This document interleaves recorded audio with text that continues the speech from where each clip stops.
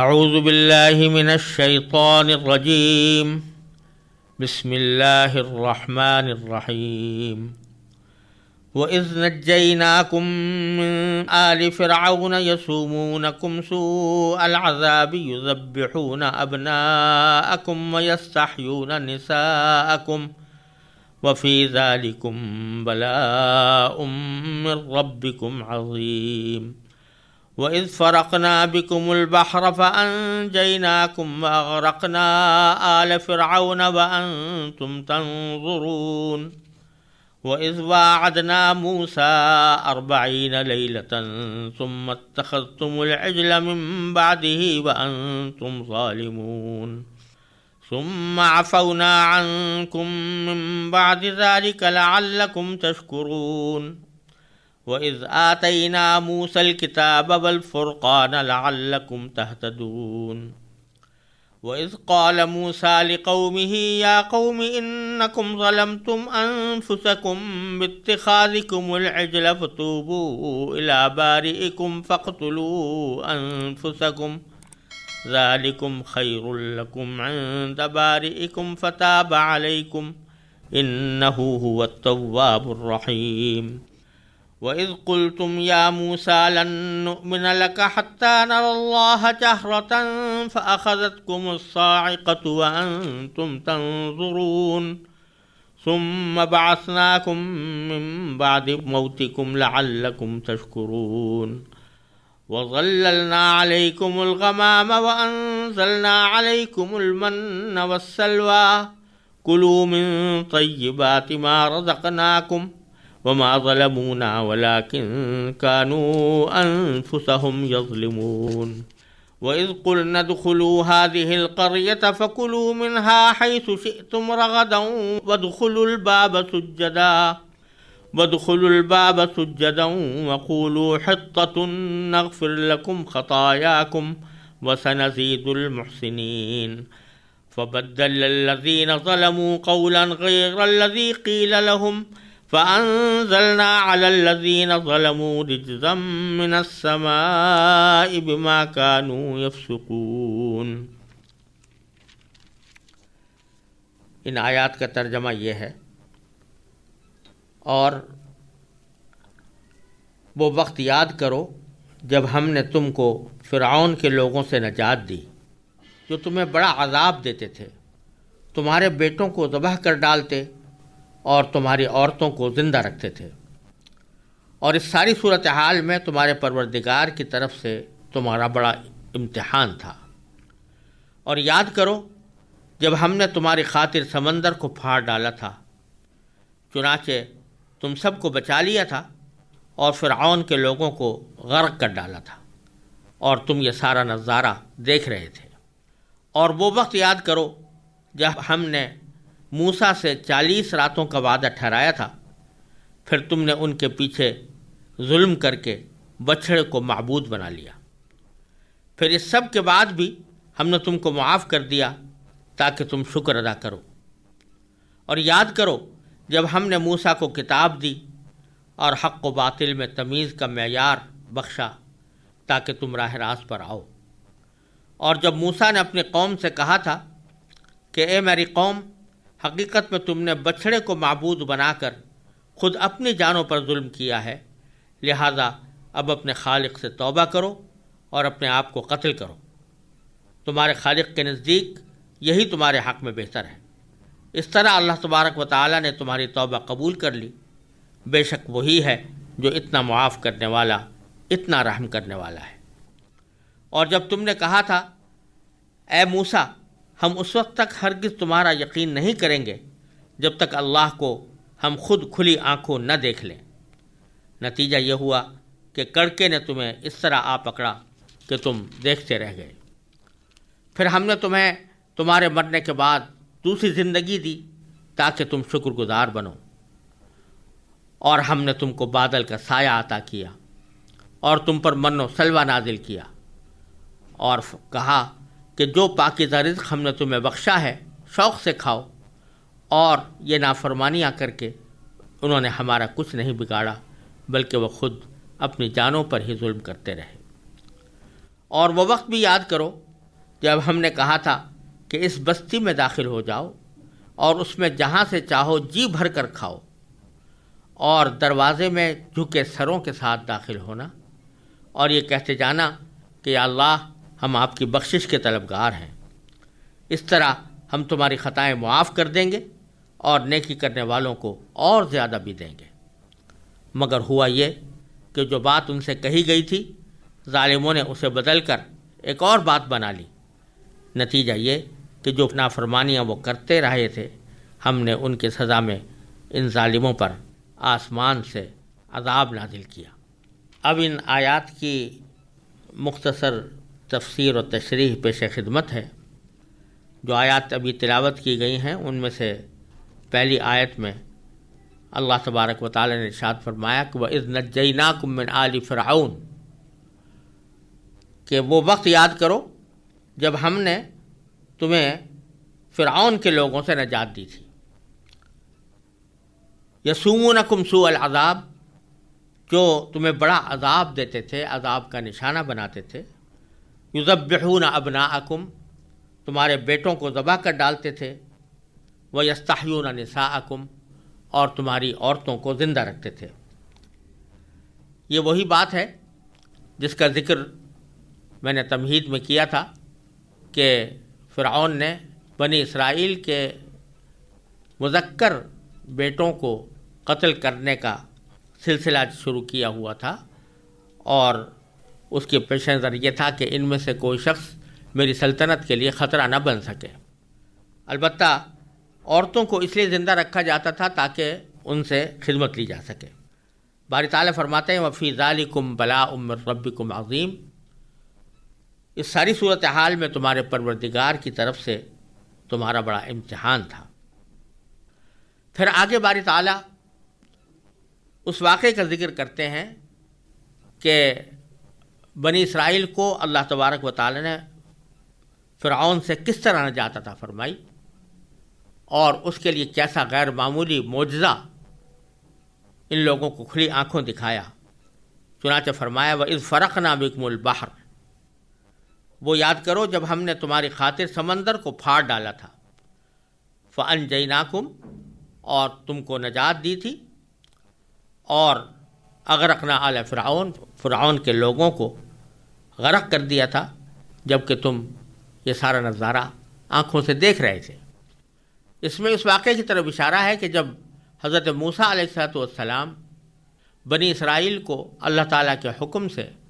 مصر سے لے کر نکلے، اور مقصد یہ تھا کہ ان کو فرعون سے نجات دے کر فلسطین کی طرف لے جائیں جو ان کا اصلی وطن تھا، اس وقت جب فرعون کو یہ اطلاع ملی کہ حضرت موسیٰ علیہ السلام بنی اسرائیل کو لے کر چل کھڑے ہوئے ہیں، تو فرعون اپنے سارے لاؤ لشکر کے ساتھ حضرت موسیٰ علیہ السلام کے تعاقب میں روانہ ہوا، اور اس طرح کافی دیر تک تعاقب کا سلسلہ جاری رہا کہ موسیٰ علیہ السلام آگے تھے اور فرعون کا لشکر پیچھے تھا، یہاں تک کہ سامنے سمندر آ گیا جو بحر احمر تھا۔ وہ سمندر سامنے آنے پر بنی اسرائیل گھبرائے کہ آگے تو ہمارے گزرنے کا کوئی راستہ موجود نہیں ہے، لیکن حضرت موسیٰ علیہ السلام چونکہ اللہ تبارک و تعالیٰ کے حکم سے جا رہے تھے اور ان کو اللہ تعالیٰ پر مکمل بھروسہ تھا، اس لیے انہوں نے فرمایا کہ تم ڈرو نہیں، اللہ تبارک و تعالیٰ میرے ساتھ ہے۔ چنانچہ اللہ تبارک و تعالیٰ نے حضرت موسیٰ علیہ السلام کو حکم دیا کہ وہ سمندر کے اوپر اپنی لاٹھی ماریں، تو اس کے نتیجے میں سمندر کے درمیان سے ان لوگوں کے لیے راستہ بن جائے گا۔ چنانچہ ایسا ہی ہوا۔ حضرت موسیٰ علیہ السلام نے جب سمندر پر اپنی لاٹھی ماری تو اس سمندر کے اندر 12 راستے پیدا ہو گئے، یعنی 12 قبیلے جو بنی اسرائیل کے تھے ان میں سے ہر ایک قبیلے کے لیے الگ راستہ اللہ تبارک و تعالیٰ نے اس طرح بنا دیا کہ راستے کے دونوں طرف پانی کھڑا ہو گیا اور بیچ میں خشکی کا راستہ نکل آیا جس میں وہ اپنے گھوڑوں، اپنے سواریوں کے ساتھ گزر سکتے تھے، اور اس طرح پورا موسیٰ علیہ السلام کا لشکر سمندر کے پار اتر گیا۔ فرعون جب وہاں سمندر میں پہنچا تو اس نے دیکھا کہ سمندر کے اندر راستے بنے ہوئے ہیں، تو وہ یہ سمجھا کہ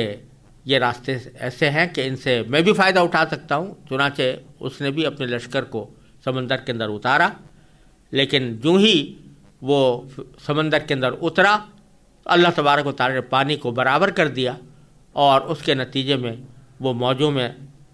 گھر کر فرعون غرق ہو گیا، اور فرعون کے غرق ہونے کے ساتھ ساتھ اس کے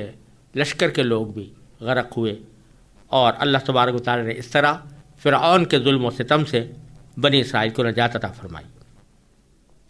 چنانچہ فرمایا کہ وہ وقت یاد کرو جب ہم نے تمہاری خاطر سمندر کو پھاڑ ڈالا تھا، چنانچہ تم سب کو بچا لیا تھا اور فرعون کے لوگوں کو غرق کر ڈالا تھا، اور تم یہ سارا نظارہ دیکھ رہے تھے۔ پھر اگلی آیت میں اللہ تبارک و تعالیٰ اس واقعے کو یاد دلا رہے ہیں جس کا ذکر میں نے تمہید میں کیا تھا کہ اللہ تبارک و تعالیٰ بنی اسرائیل کو زندگی گزارنے کے احکام بتانے کے لیے آسمانی کتاب تورات کی شکل میں حضرت موسیٰ علیہ السلام کو دینا چاہتے تھے، اور اس غرض کے لیے حضرت موسیٰ علیہ السلام سے اللہ تبارک و تعالیٰ نے یہ فرمایا کہ وہ کوہ طور پر آ کر اعتکاف کریں۔ 40 راتیں حضرت موسیٰ علیہ السلام سے اعتکاف کرنے کا وعدہ ٹھہرا، اور حضرت موسیٰ علیہ السلام تورات وصول کرنے کے لیے اور اللہ تبارک و تعالیٰ سے ہم کلامی کا شرف حاصل کرنے کے لیے کوہ طور پر تشریف لے گئے اور وہاں اعتکاف فرمایا۔ لیکن بنی اسرائیل نے ان کے جانے کے بعد سامری کے بہکانے پر ایک بچھڑا جو سامری نے اپنے کسی خاص کرتب کے ذریعے بنایا تھا، اس کو انہوں نے معبود قرار دے کر اس کی پرستش شروع کر دی، حالانکہ اللہ تبارک و تعالیٰ کے علاوہ کسی بھی معبود کو نہ ماننا یہ ایمان کا بنیادی تقاضا تھا، اور کسی بھی طرح یہ نہ جائز تھا نہ مناسب تھا، اور نہ موسیٰ علیہ السلام کی تعلیمات کے مطابق تھا کہ اللہ تبارک و تعالیٰ کے سوا کسی اور کو معبود بنایا جائے، لیکن ان لوگوں نے ان کو اس بچڑے کو معبود بنا لیا۔ چنانچہ اگلے آیت میں اللہ تعالیٰ اس کا ذکر فرماتے ہیں کہ وَإِذْ وَعَدْنَا مُوسَىٰ 40 لَيْلَةً، وہ وقت یاد کرو جب ہم نے موسیٰ سے 40 راتوں کا وعدہ ٹھہرایا تھا، یعنی 40 راتیں کوہ طور پر اعتکاف کی حالت میں گزارنے کا وعدہ ان سے کیا گیا تھا۔ ثُمَّ اتَّخَذْتُمُ الْعِجْلَ مِن بَعْدِهِ، پھر تم نے ان کے پیچھے یعنی موسیٰ علیہ السلام کے پیچھے اپنی جانوں پر ظلم کر کے بچھڑے کو معبود بنا لیا۔ ثُمَّ اتَّخَذْتُمُ الْعِجْلَ مِن بَعْدِهِ وَأَنْتُمْ ظَالِمُونَ، پھر تم نے ان کے پیچھے اپنی جانوں پر ظلم کر کے بچھڑے کو معبود بنا لیا۔ اب یہ اتنا بڑا جرم تھا کہ جس سے بڑا کوئی جرم نہیں ہو سکتا، کیونکہ اللہ تبارک و تعالیٰ فرماتے ہیں کہ اور سارے گناہوں کی معافی اللہ تعالیٰ بغیر توبہ کے بھی کر سکتے ہیں، لیکن شرک ایسا گناہ ہے، اللہ تبارک و تعالیٰ کے ساتھ کسی کو شریک ٹھہرانا یا عبادت میں اللہ تبارک و تعالیٰ کے ساتھ اس کو شریک کرنا، یہ اتنا بڑا گناہ ہے کہ اس کی معافی اللہ تبارک و تعالیٰ بغیر توبہ کے نہیں فرماتے۔ چنانچہ دوسری جگہ قرآن کریم کا ارشاد ہے ان اللہ لا یغفر ان یشرک بہ ویغفر ما دون ذلک لمن یشاء، اللہ تعالیٰ اس بات کو معاف نہیں کرتا کہ اس کے ساتھ کسی کو شریک ٹھہرایا جائے، البتہ اس سے کم جو گناہ ہوتے ہیں ان کی معافی جس کے لیے چاہتا ہے اللہ تبارک و تعالیٰ فرما دیتے ہیں۔ تو یہ ظلم اتنا بڑا تھا کہ اس کو اللہ تبارک و تعالیٰ عام حالات میں توبہ کے بغیر معاف نہیں فرماتے، لیکن اللہ تبارک و تعالیٰ اپنے احسان کا ذکر فرماتے ہیں کہ ثم عفونا عنکم من بعد ذلک لعلکم تشکرون، پھر ہم نے اس کے بعد بھی تم کو معاف کر دیا تاکہ تم شکر ادا کرو۔ کس طرح معاف کیا اس کا ذکر آئندہ آنے والی آیت میں اللہ تبارک و تعالیٰ فرما رہے ہیں، وہاں پر اس کی تفصیل کی جائے گی، لیکن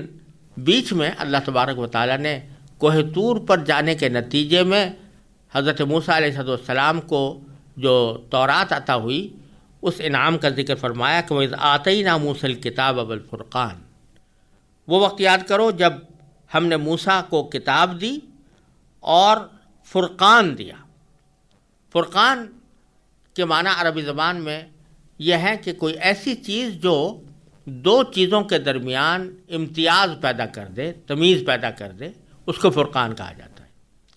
اور عام طور سے قرآن کریم میں جو یہ لفظ استعمال ہوا ہے یہ تورات کے لیے بھی ہوا ہے اور خود قرآن کریم کے لیے بھی ہوا ہے، اور اس کا مطلب یہ ہے کہ یہ کتابیں ایسی ہیں جو حق اور باطل میں تمیز کرنے والی ہیں، اور ان سے حق باطل سے ممتاز ہو کر بالکل واضح ہو جاتا ہے۔ تو ہم نے تمہیں کتاب دی، موسیٰ علیہ السلام کو کتاب دی اور فرقان دیا، یعنی ایک ایسا معیار عطا فرمایا جو حق اور باطل میں تمیز کر سکتا تھا، لعلکم تہتدون، تاکہ تم راہ راست پر آؤ۔ تورات کے دینے کا مقصد یہ تھا کہ تم حق و باطل کو پہچان کر حق کو اختیار کرو اور راہ راست پر آ جاؤ۔ لیکن تم نے اس تورات کے دیے جانے کے عین درمیان بچھڑے کی پرستی شروع کر دی، شرک کا ارتکاب کیا۔ چنانچہ آگے باری تعالیٰ فرماتے ہیں کہ وَإِذْ قَالَ مُوسَىٰ لِقَوْمِهِ يَا قَوْمِ إِنَّكُمْ ظَلَمْتُمْ أَنفُسَكُمْ بِاتِّخَاذِكُمُ الْعِجْلَ، اور وہ یاد کرو کہ جب موسیٰ نے کہا تھا اپنی قوم سے کہ یا قومی، اے میری قوم، انکم ظلمتم انفسکم، تم نے خود اپنی جانوں پر ظلم کیا ہے، باتخاذکم العجل، بچھڑے کو معبود بنا کر، فتوبوا الی بارئکم، لہذا اب توبہ کرو اپنے پیدا کرنے والے کے سامنے، اپنے خالق کے سامنے، اس کے حضور توبہ کرو، فاقتلوا انفسکم۔ اور توبہ کا طریقہ یہ ہے کہ تم خود اپنی آپ کو قتل کرو، اور اپنے آپ کو قتل کرنے کا مطلب میں پہلے عرض کر چکا ہوں، یہ تھا کہ جو لوگ اس شرک میں ملوث نہیں ہوئے تھے وہ ملوث ہونے والوں کو قتل کریں۔ چنانچہ اس حکم کی تعمیل میں بنی اسرائیل کی ایک بڑی تعداد قتل کی گئی اور اس طرح ان کی توبہ قبول ہوئی۔ یہ واقعات زیادہ تفصیل کے ساتھ انشاءاللہ سورہ اعراف اور سورہ طٰہٰ میں آنے والے ہیں، یہاں صرف ان کی طرف ایک اشارہ مقصود ہے اللہ تبارک و تعالیٰ کی نعمتوں کا ذکر کرتے ہوئے۔